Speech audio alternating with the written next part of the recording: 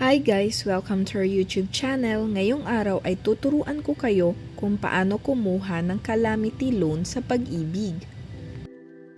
Alam mo ba na ang pag-ibig ay may calamity loan para sa mga aktibong miyembro na nakatira sa mga lugar na idiniklara under state of calamity? Paano nga ba mag-avail nito? Tuturuan ko kayo. Step number 1, eligibility check. I-check nyo muna kung qualified kayong mag-avail ng pag-ibig calamity loan. Kailangan isa kang active member ng pag-ibig with 24 months savings. Kailangan din na may sufficient proof of income ka. Kung meron kang existing or outstanding pag-ibig loan tulad ng housing loan or multi-purpose loan, kailangan yung payments updated tapos wala kang delay. And lastly, yung place of residence mo is declared under state of calamity. Tandaan po, may time limit yung calamity loan. Kailangan mo makapag-apply 90 days from the declaration of the state of calamity sa inyong lugar.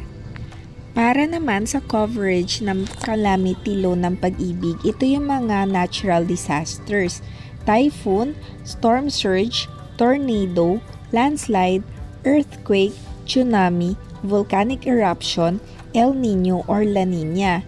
Kung nakaranas po kayo ng mga ito tapos nag-state calamity sa inyong lugar, pwede po kayong mag-apply ng calamity loan sa pag-ibig. Magkano nga ba ang pwede mong ma-loan sa pag-ibig? Ito po yung sample table ng calamity loan na pwede nyong ma-loan sa pag-ibig. Pero pwede pa naman po itong magbago, depende po dun sa savings ninyo sa pag-ibig and capacity to pay. Pag kayo po ay eligible, ihanda nyo na po yung requirements. Kailangan nyo po ng duly accomplished pag-ibig calamity loan form o CLAF na makukuha nyo po online or pwede din po sa pag-ibig branch, and photocopy of at least one valid ID. Kailangan nyo din po ng proof of income tapos duly accomplished declaration of being affected by the calamity, and photocopy po nung payroll account or disbursement card or deposit slip kung saan ilalagay po ng pag-ibig yung loan ninyo. Pwede rin po kayong magbigay ng authorization letter if hindi po kayo yung makakapag-proseso nitong calamity loan. Next step is application. Pwede po kayong mag-walk-in, online application, or through virtual pag-ibig. I-complete nyo lang po yung mga requirements at isubmit ninyo. Napo-process po agad yung calamity loans. Bigyan nyo lang po sila ng at least 2 days.